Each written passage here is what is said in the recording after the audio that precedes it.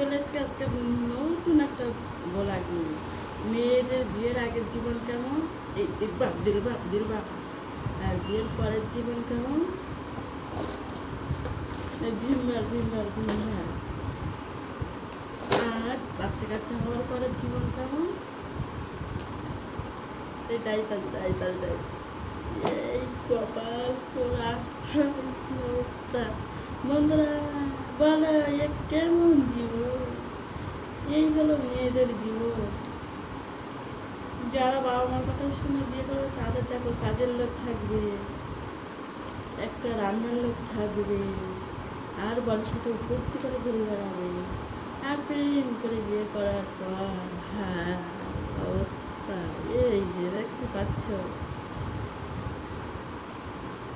নিজেই কাজতে হবে, নিজেই রাঁধতে হবে, নিজেই খেতে হবে।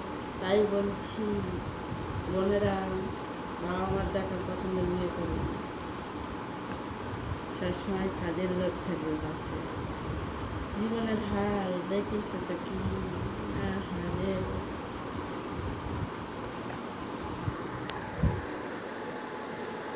আমার এই নতুন ব্লগটা কেমন হলো অবশ্যই কমেন্ট করে জানাবেন।